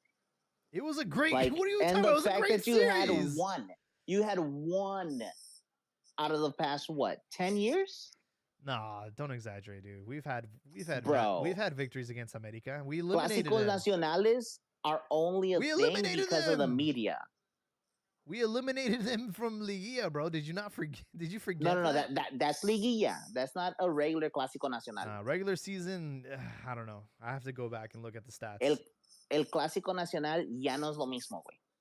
Ahora, el Clásico Regio, cuando lo ves, you know that there's gonna be fucking good football being played, and that's literally what we're watching right now. Se están partiendo la madre estos dos a lo bonito. You know, both of those teams pissed me off because they lost to Columbus. That is true, bro. That picture that I don't remember who uploaded, but of the Columbus Crew flag flying on en la montaña. Yeah. And I was just like, damn, bro, no mames. Yeah, I agree. So you basically have what was it, Pachuca? You have Cruz Azul going through or no? No, yeah, I got Pachuca, I got Cruz Azul, I got Toluca, and then you know what? I'm probably gonna eat crow on this one, and that's okay. But don't bet against Tigres. We'll see what happens. Right? Always bet on an underdog because as of right now, it's easy to say that Rayados is gonna win. Yeah, I mean, I'm gonna be pretty honest, dude. I think the top 4 go through. I think it's really that easy. And it's not because they're the better teams. It's just because they finished higher in the table. And inevitably, if the game goes to a draw, it goes to them. You know, I don't think we scored enough goals against Toluca to comfortably go in there and say, we're going to win this series. Because at any given second, you concede a goal, and all of a sudden, Toluca are through. I don't think there was enough cushion yesterday to say confidently that Chivas will win that series with Toluca. Same thing with Pachuca, man. Really disappointing that they missed their opportunities yesterday. Easily could have been 4-0 at one point, and allowing America to get back in the game and end in a 1-1. I think they just ran out of gas in the tank. You know, they've played a lot of games in the last 10 days. I think it's going to be their 6th game in 10 days. You know, they just got spread too thin. I don't think that America will fuck it up at home, even though Pachuca has been, they've had their number this entire season. As far as Cruz Azul and Pumas, I would love to see a Cruz Azulada, but I don't see where they're going to come out with 3 goals. I just don't see that happening. And Tigres, man, have been the biggest deception. I don't think they ended the season strong. And I think Rayados has this in the bag, especially because there's 5 minutes left and they have a 2-1 lead.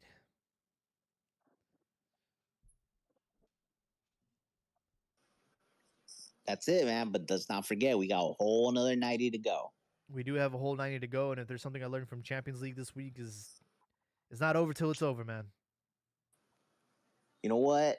At the 85th minute, that's cuando los putazos de verdad empiezan. I think we've been absolutely blessed this week by the football gods. For those watching Champions League, I mean, what Real Madrid did in 5 minutes is incredible. And even today, you know, I was tweeting from the Cantina account. I was like, oh, shit, here's Bayer Leverkusen. You know, they had about 48-game winning streak on the line. They were down 2-0 to Roma, and it looked like they were going to lose that streak. And in the last, 5 minutes plus stoppage, they tied the game and got through to the final of the Europa League. It's just incredible, man. This game is incredible. And I think that the Liguilla this year has been amazing. We've had the top 8 teams go, and it's the quality, it's the traditional big 4, right? America, Chivas, Cruz Azul, Pumas. Those are the OG big 4s. And then you have the 2 most successful teams in short season with Pachuca and Toluca.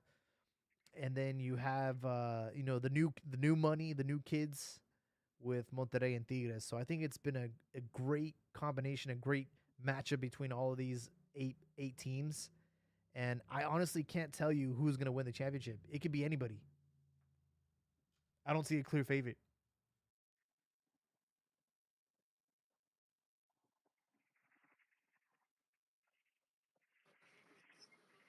Yeah, that's it, man. Like, that's the thing. There's no, wait, la pinche liguilla que tienen ahorita, güey, like, it's good, right? To the point where, like, there's no clear favorites. Like, yeah, fucking, honestly, I want to say the Chivas game was probably the worst. That was probably the worst game. That there's been out of this. Yeah, exactly. Pero every game has been fucking good to where, like, besides Pumas, but that's just the Pumas problem. They can't seem to get it going. Like, no one's been, like, clear head and shoulders over each other. Yeah, that's what I'm saying, dude. Like, it's literally one goal difference between all the teams except for the Cruz Azul match. So we still have quite a weekend ahead of us. And, tomorrow we'll find out if Ochoa is in or if Ochoa is out. But I know that everyone is celebrating the possibility of him missing out on Copa America. Putazos, putazos, putazos. Oh, yeah? Yep. Oh, your shit's ahead of mine. Shit. Yeah, most of you guys are ahead of mine then. Fucking Facebook. He's on a Facebook. He's still watching the first half. Oh, there it is. No. Javier Aquino squaring up against, oh my goodness.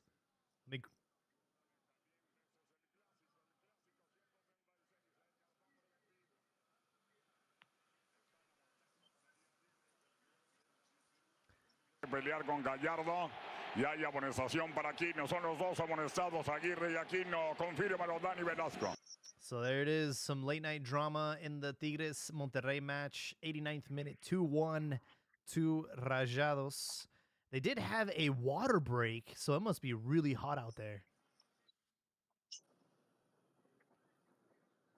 Yeah, they've had one in each half. Like, it's, acuérdate, güey, it gets so hot that those motherfuckers run out of water. Like, se les acaba el agua. Yep, been there, done that. I remember mid-shower just running out of water in Mexico. I'm like, what the fuck do I do now, dude? Bro, I remember late at night, my tia being like, mijo, take a shower now. I was like, no, tia, I'll take a shower later. Like, mijo, van a apagar el agua. I was like, what the fuck you mean they're going to turn off the water? Yeah, dude. Yeah. Well, hey, am I reading this right? Chivas play tomorrow? Chivas Toluca? No, dude, Saturday. Okay, so that's wrong then. That's no, never mind. No, feminine. It's already never mind. It's 12 where I'm at. That's why. That's why it's saying tomorrow, Saturday. Oh shit, yeah, dude. Yeah, you're already in the future. You're on. Yeah. No, I'm in the future. That's why I'm like, wait, what the hell's going on here? Never mind.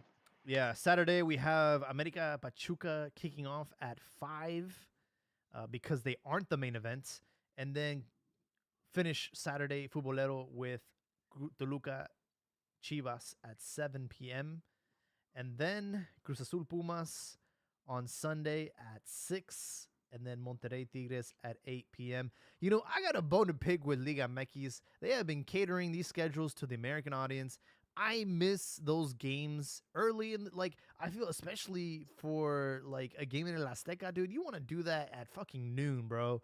Highest part of the day, hottest part of the day. You know, you want to have an advantage, right?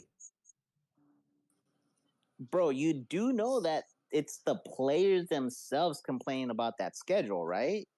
Like, los vatos de Pumas don't want to play at Ciudad Universitaria at noon. Like, they themselves say, we don't want to play here. TV rights make us play here at these times. Like, it's not beneficial for us. Like, it's no longer the advantage that you guys used to think it was. Just like with El Tri, it's the fact that, hey, most of us play outside of the country. We don't have this type of exposure. So now putting us under these conditions is actually is affecting us negatively. Fucking like this. Damn, bro, you're so behind. Oh, that stream is so old. I also like, to me, but hold on, it's not totally unrelated because you guys are talking about playing, in the heat and stuff like that.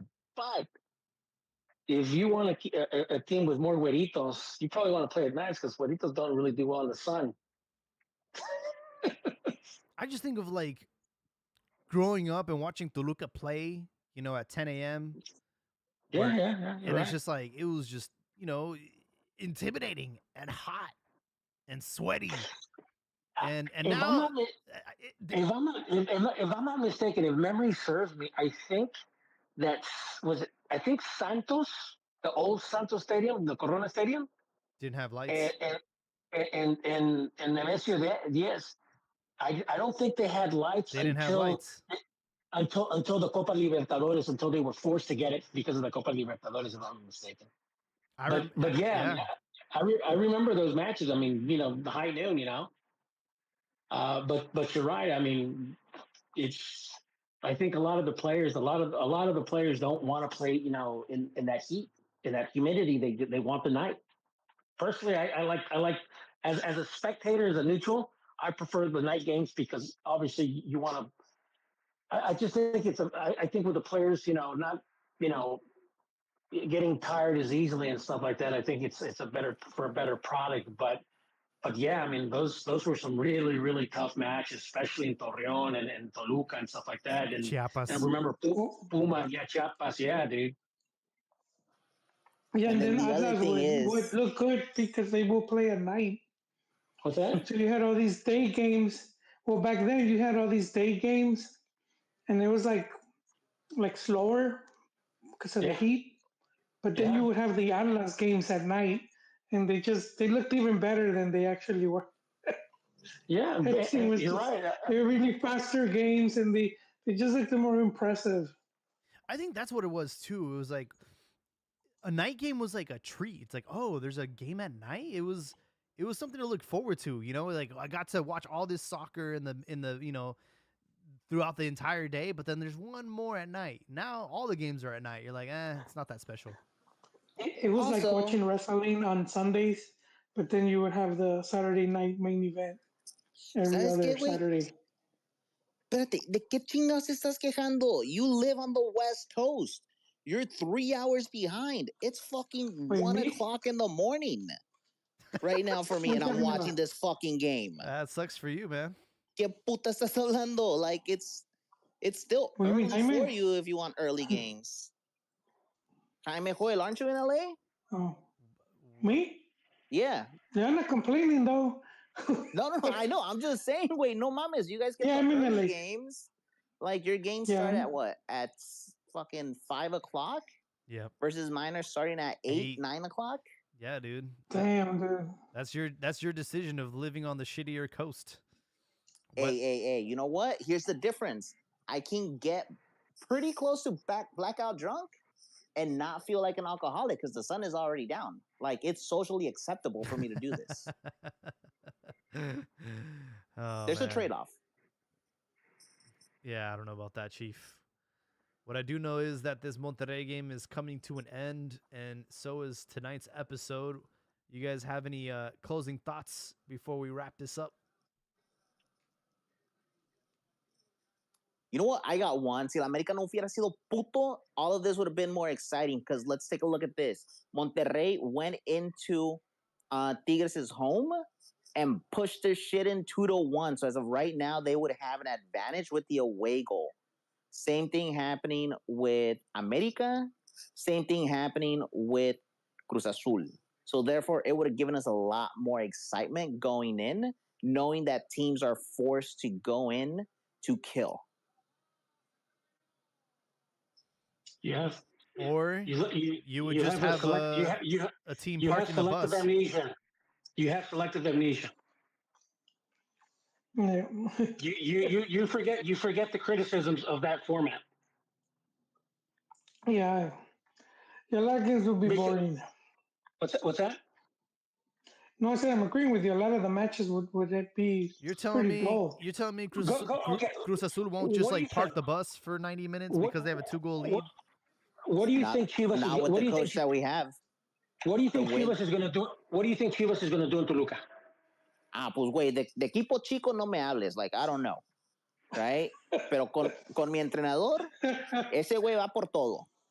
If Chivas is going to park the, I guarantee you, they're going to play for 15 minutes, 15 minutes, and then they're going to park the bus. They're going to play for the result, and that was extremely common. It didn't happen every time, but it was more often than not when the visiting team, or I'm sorry, when the lower seed team, came in, got a result. They would either park the bus that played the result for the entire 90 on the return leg, or they would just play a little bit and then just park the bus and go for the return.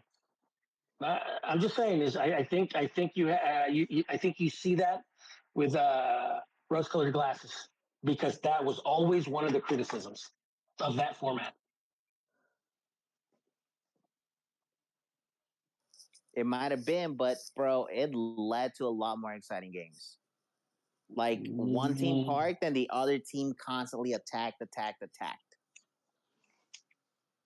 Yeah, it's the same thing as when one of the powerhouses goes in and plays against Mazatlan.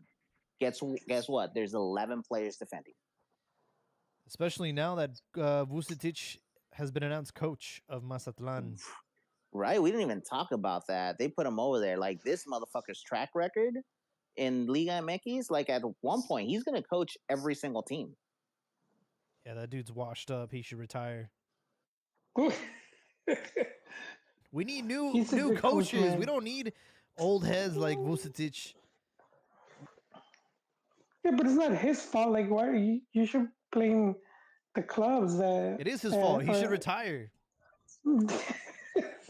No, man, you're blaming the wrong dude. That guy's a bum. He hasn't won anything since Querétaro. That was like 7-8 years ago. Yo, bro, I deadass thought he was dead. And then they brought up his name, and I was like, wait, did they do some necromancy? They brought this motherfucker back? He's fucking weekend at Bernie's at this point, dude. Damn. This dude's just doing it for the health benefits. I don't know. He did good at Chivas, dude. He took a dump of a team and he made him competitive. At this point, is Vucetic the coach with the most teams coached in the IMACs? I was trying to search it and I can't find it. It's a good question. I'm not sure.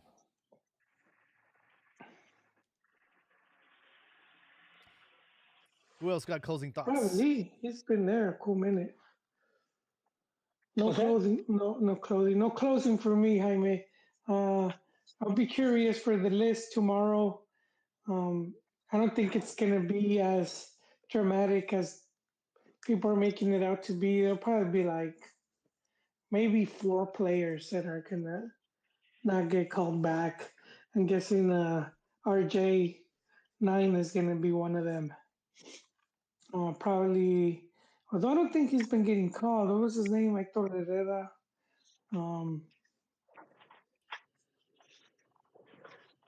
Sure, might. I don't know. Probably just to placate the Diaz. But yeah, I'm thinking it's probably be like a 4-player minimum. I counted it. He's coached 14 different clubs in Liga MX. It's quite a bit. God damn, bro. That has to be a record. And that's not even like double counting. He's come back to coach teams again. But yeah, he's 4 more teams and he's got all 18. Nice. Yeah, Toros Nesa, León, Tecos, Tigres, Cruz Azul. Anyone doing good, trying to put him down. La Piedad. 6 World Cup? No, you're not getting a 6 World Cup. Puebla, Pachuca, 14 teams, Veracruz, no, fuck you. Chiapas, Retire. Querétaro, Chivas, Monterrey, Mazatlan. Yeah, dude. This guy's been ¿Sabes qué, Joel? You can call me Gandalf, all right? Because he shall not pass.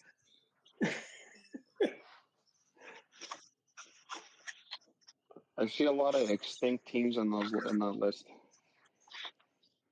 Yeah, because he's also an artifact, so it makes sense. Jeez. He also has quite a nice He also has a nice trophy cabinet. He's like a coelacanth. He's a living fossil. He can't hear all that criticism with all that gold shining in his living room. Let's see. He won a second division with León and Toros Neza. Then he won a first division with León, Tecos, Pachuca, Monterrey. Yeah, it's a lot of trophies, I guess. But yeah, dude, Mazatlan is a joke.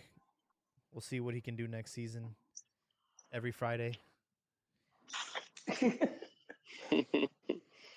FC Gorditos, any closing thoughts? No closing. Did I hear predictions for the? No, I didn't get a chance. But let me give them really fast. Okay, Pachuca is gonna win by a single goal. También las Chivas. Then the next one, Cruz Azul. Obviously, that's a given. Y luego, I'm gonna go Monterrey for the last one. All right, I like it. Yeah. I didn't get predictions either. I don't really have any, to be honest. I agree with what you said. Any of those teams can take it. I'll still put America and Monterrey as favorites, but any of the teams right now, they have a good chance of like winning it.